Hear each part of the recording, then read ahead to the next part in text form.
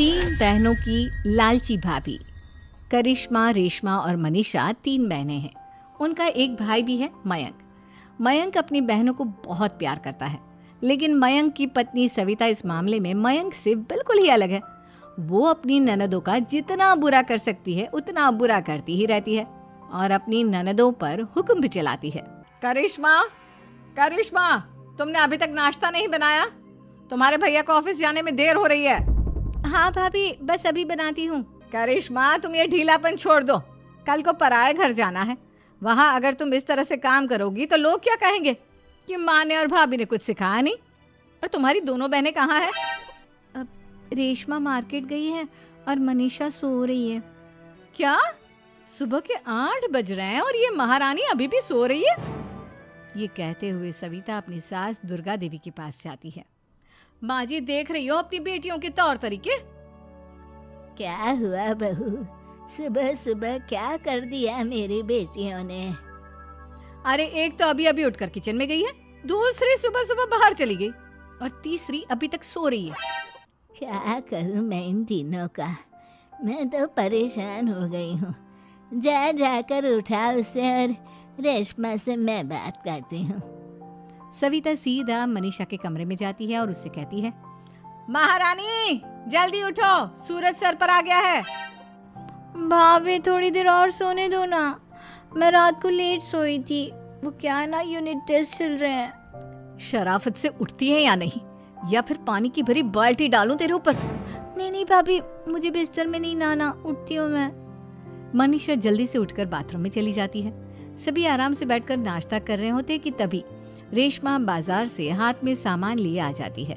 रेशमा को देखते ही सविता उस पर बरस पड़ती है। लो, आ गई महारानी। ऐसा भी क्या सामान लाना था जो सुबह आंख मलते ही बाजार की तरफ रवाना हो गई? भाभी, कल आप ही तो चीख रही थी कि घर का सारा सामान मुझे ही लाना पड़ता है, घर में किसी को भी किसी काम से कोई लेना देना नहीं है। अब मैं बाजार जाकर सामान ले आई तो आपको इस बात से भी तकलीफ हो रही है? देख रही हो माँ जी, अपनी बेटी की जुबान कैंची से भी तेज चलती है। और मयंक, आप तो कुछ कहेंगे नहीं अपनी लाडली बहन को। रेशमा, अपनी भाभी से ऐसे बात नहीं करते। चलो माफी मांगो। भैया, मैं क्यों माफी मांगू? आप भाभी से बोलिए ना कि हम पर कम हुक्म चलाया करे। हम इस घर की बेटियां हैं और आपकी पत्नी की ननद है, नौकरानी नहीं। लो कर लो बात। इनकी भलाई के लिए कुछ भी बोलो तो इन्हें बुरा लग जाता है। इस घर में यही इज्जत है मेरी। देख लो माँ जी, आपकी बेटी किस लहजे में मुझसे बात कर रही है। सविता वहां से चली जाती है। मयंक को बहुत गुस्सा आता है, वो भी वहां से चला जाता है। फिर करिश्मा रेशमा को समझाती है। रेशमा, तुम्हें भाभी से माफी मांग लेनी चाहिए थी ना। लेकिन दीदी, मैंने कुछ किया ही नहीं, तो मैं माफी क्यों मांगू? हाँ करिश्मा दीदी, रेशमा दीदी जैसे ही घर में आई भाभी ही उन पर चिल्ला रही थी। हाँ, मैं मानती हूँ कि गलती भाभी की थी। मैं तो इसलिए बोल रही हूँ कि भाभी ने माँ को तो पूरी तरह अपने वश में कर लिया है। वो हमारी बात सुनती ही नहीं। मयंक भैया हमारे लिए हमेशा खड़े रहते हैं, इसलिए उनकी बात का मान तो तुम्हें रखना चाहिए था ना। कोई फायदा नहीं दीदी, कुछ दिनों की बात और है, भाभी उन्हें भी हमारे खिलाफ भड़का देंगी। फिर वो भी माँ की तरह हमारी किसी बात का विश्वास नहीं करेंगे। इसी तरह सविता अपनी तीनों ननदों को किसी न किसी बात पर परेशान करती रहती थी। एक दिन मयंक अपनी तीनों बहनों के लिए गिफ्ट लाया। क्या रेशमा, ये तुम्हारे लिए हार का सेट। रेशमा, तुम्हारे लिए सुंदर सी ड्रेस। और मनीषा, तुम्हें किताबें पसंद है ना, तुम्हारे लिए किताबें लाया हूँ। थैंक यू भैया। थैंक यू भैया। थैंक यू भैया। करिश्मा, तुम्हारा नेकलेस कितना सुंदर है। ये भैया कहाँ से ले आए होंगे? मैंने भैया को 3 दिन पहले फोन पर ये डिजाइन दिखाया था और आज भैया ये ले आए। सविता तो अपनी ननदों के गिफ्ट्स देखकर जल गई और करिश्मा का नेकलेस तो उसे भी बहुत पसंद आया था। अपनी बहनों के लिए कितना अच्छा नेकलेस लेकर आए हैं, मुझे कभी कोई गिफ्ट नहीं दिया। मैं आज ही ये हार चुरा लूंगी। रात में सविता करिश्मा का हार चुरा लेती है और इसी तरह उसे अपनी ननदों की जो भी चीज़ अच्छी लगती वो उसे मांगती नहीं, बल्कि रात के अंधेरे में चुरा लेती। इसी तरह दिन बीतते गए और सविता ने मयंक के दिल में भी उसकी बहनों के लिए नफरत पैदा कर दी।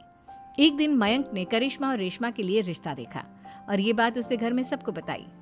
माँ, करिश्मा और रेशमा के लिए बहुत अच्छा रिश्ता आया है। वो लोग कल इन्हें देखने आ रहे हैं। आप और सविता मिलकर सारी तैयारी कर लेना।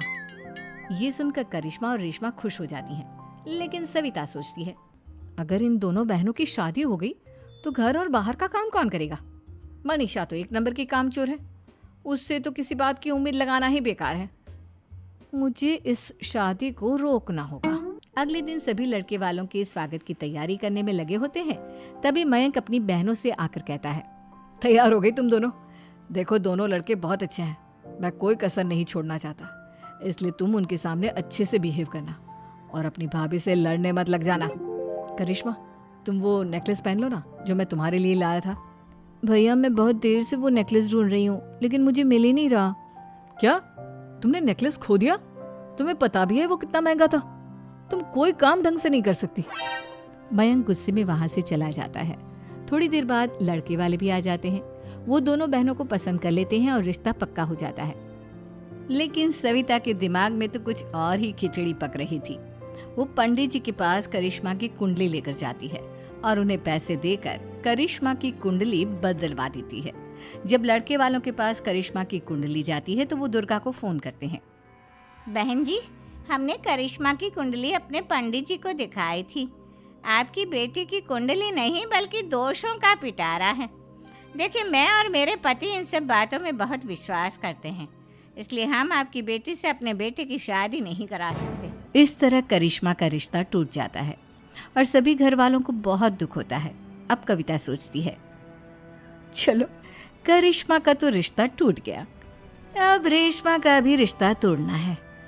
क्या करूं? अब सविता आवाज बदलकर किसी अननोन नंबर से रेशमा के होने वाले ससुराल में फोन करती है। हेलो, मैं कौन हूँ कौन नहीं ये आपके लिए जानना ज़रूरी नहीं।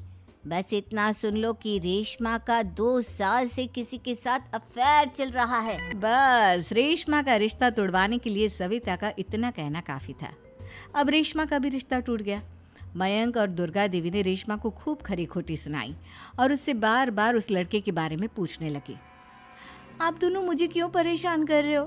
अरे कोई लड़का होगा मेरी लाइफ में तो मैं बताऊंगी ना, जब कोई है ही नहीं तो कहाँ से लाऊं मैं कोई लड़का? तो तेरे होने वाले ससुराल वालों को फोन किसने किया था? माँ मैं नहीं जानती किसने फोन किया था, मैं सच कह रही हूँ। मैं तो पहले ही कह रही थी इसकी लगाम खींच कर रखो, लेकिन मेरी सुनता ही कौन है।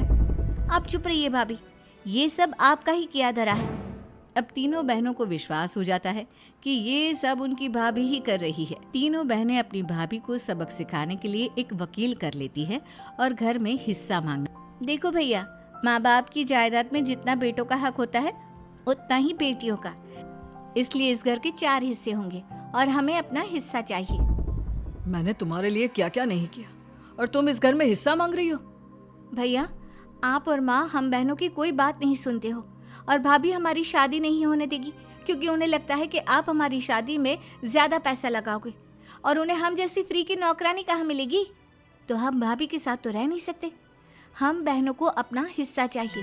अरे तुम्हें शर्म आनी चाहिए अपने भाभी पर ऐसा इल्जाम लगाते हुए। वो तुम्हारे बारे में कितना सोचती है। हाँ माँ, भाभी हमारे बारे में बहुत सोचती है। दिन रात बस यही सोचती रहती है कि किस तरह से अपनी तीनों ननदों को परेशान करूं और कभी मुझे पढ़ने भी नहीं देती।